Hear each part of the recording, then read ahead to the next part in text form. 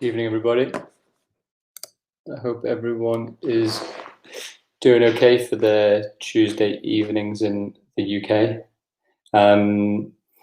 This is going to try and be a regular occurrence if possible. The idea is to stream live across Twitter, across LinkedIn, across YouTube as well, and just if possible talk about a couple of interesting issues on a weekly basis. I've done my DG weekly newsletter, which I'll sort of refer to a little bit at different times, which talks about topical issues and some recommendations.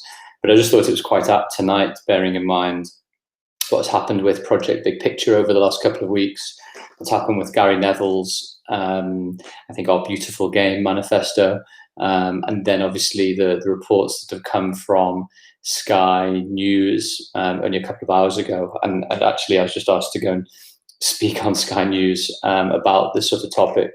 And so I just wanted to talk in a little bit of detail about what's actually happening. So hopefully that's of value and will be of interest. So I think the first thing I would always want to say, as usual, you can follow me across all of my social channels on YouTube, as some of you guys are already doing already.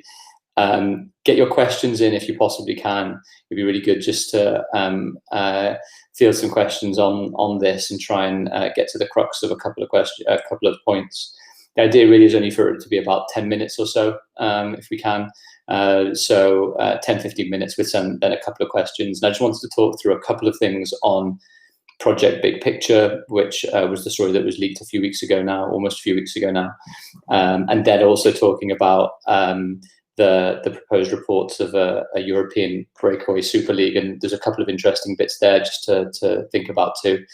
So the first that I wanted just to touch on was in general what Project Big Picture was, and obviously then we've got to think about the context of all of this. We've got Project Big Picture leak, primarily in relation to, well, 3 or 4 things, but a reduced Premier League in terms of clubs, reduced Premier League fixtures, reduction or rather removal of the Charity Shield and the Carabao Cup, the second cup competition, changes to the governance structures of the Premier League, removal of parachute payments, new type of solidarity payments to the EFL.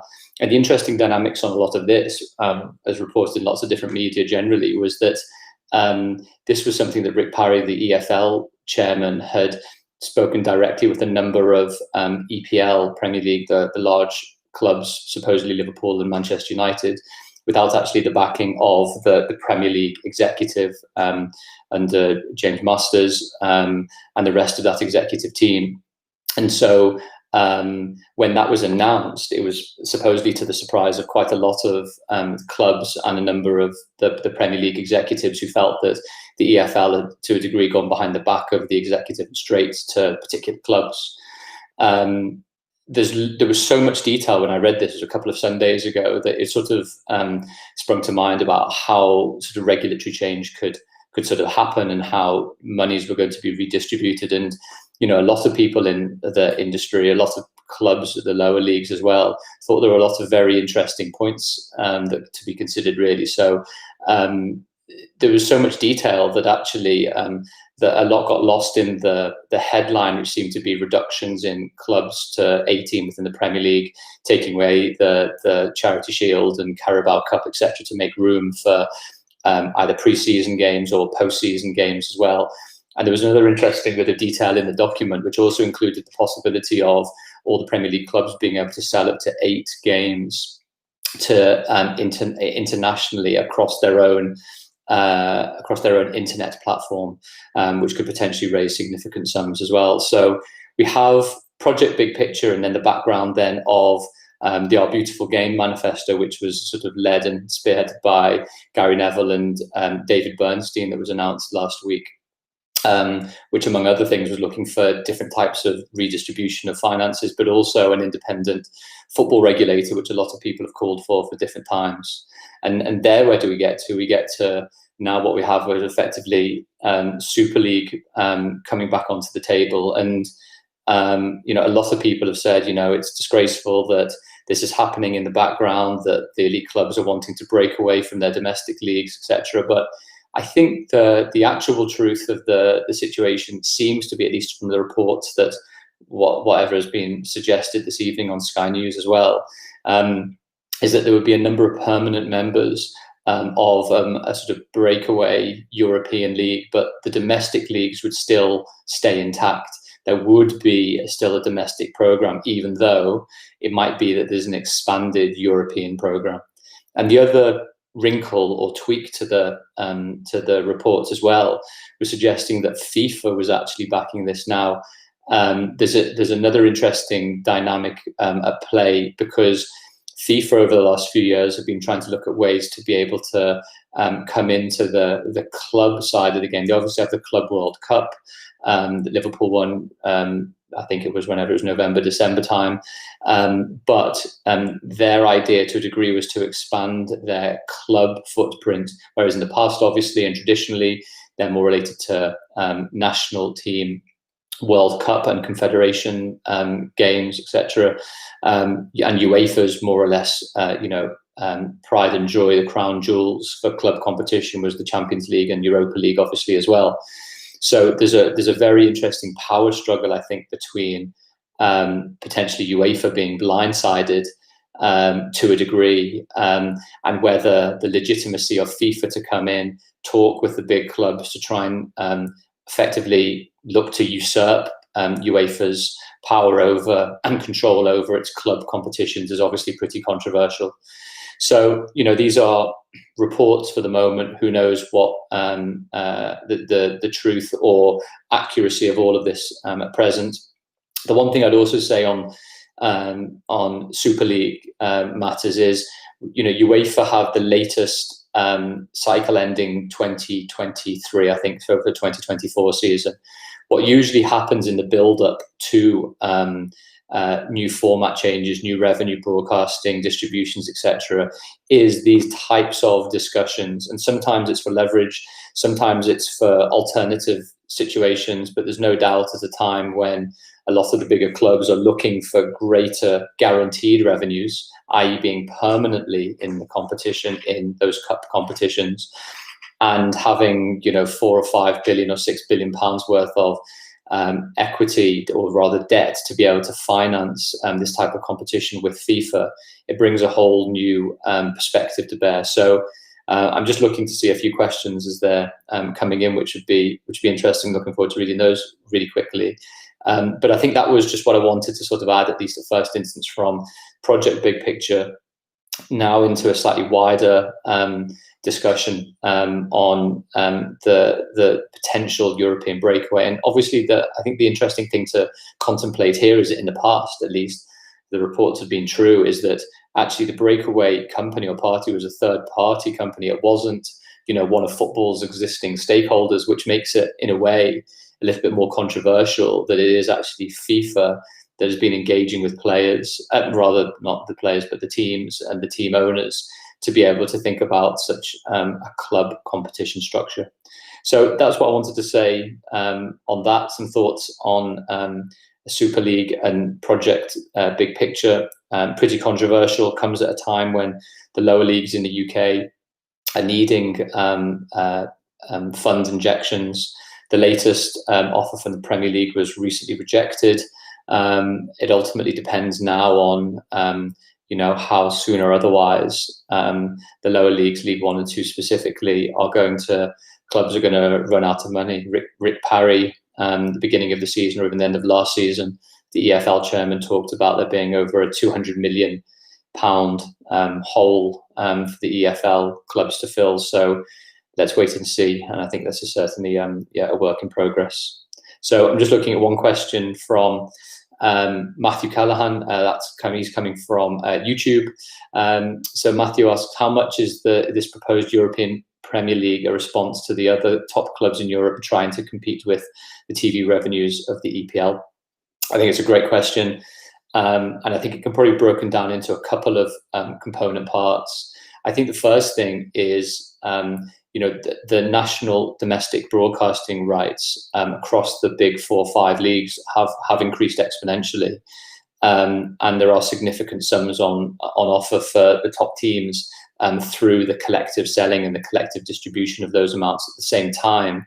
The top Premier League clubs are reported or rumoured to be earning over 175 million pounds if they were lucky enough to win the league for this season. And relegated clubs are still going to earn supposedly in the region of 95 to 100 million, depending on this COVID subsidy or otherwise, and parachute payments. So yes, I think there is a worry that other elite top 5 leagues and the clubs within those leagues are falling away. I don't think it's necessarily driven by that. I think a lot of the elite top 5 clubs outside the Premier League are keen in a way to try and guarantee stronger revenues each season, i.e. to avoid the risk of not playing in the Champions League on a season by season basis. We've got one from Nathan L. Do you think that the Super League proposition being considered as a reaction to the big clubs not being able to enforce their power grab in the big picture plan? I'm not sure is the truth. I almost think there are two sort of things running in parallel. One is an internal EPL governance matter where a lot of the bigger clubs, I think, by the sounds of it, feel frustrated that they can't get through certain actions and activities from a constitutional perspective, and being able to make changes made easier for the benefit of the top clubs is something that I think they're keen on trying to do. I think, like anything, things can always happen in parallel. I don't think at the same time that the Super League idea is necessarily one or the other. It's not like you can't play in domestic leagues once you do the Super League, I think, as many people think. I think it might be an expanded Champions League, but in the end, the bread and butter is still very much the domestic leagues. I've got another question from Tusha on Twitter. Would Project Big Picture go on to give bigger clubs majority say in the working of Premier League governance? Yes. So I think that's definitely the case. And I think that's one of the issues that the clubs that effectively rejected the Project Big Picture structure quite convincingly were against. Now, if everyone remembers, relatively recently, last season or so, there were actually changes to the distribution model for the overseas rights, giving the bigger clubs, the clubs that finish higher up in the league, a slightly larger proportion of those revenues. So, this could be seen as an additional way to be able to, for the bigger clubs to be able to push particular decisions, or rather be able to either veto particular matters. So there was one thing on the document it was reported, which was that clubs could potentially veto new owners coming into the league, which was an interesting one, because in the past that had been the executive that to a degree that had been making a decision on whether for ownership criteria, i.e. the owners and directors test had been passed. That feels like a more US model, the US-centric model in the NFL, for example, where all the owners effectively need to agree for a new owner coming in. So yeah, that's definitely something to watch out for. But again, I think the important thing to note here is that all of this are moving feast. It's not like just because one set of proposals, although this apparently Project Big Picture was version 18, means that everything is set in stone. I think everything very much is up in the air right now, and some of the better ideas might be taken forward. There's obviously now, I think, if I remember correctly and read correctly, a strategic review which is being carried out by the Premier League soon as well.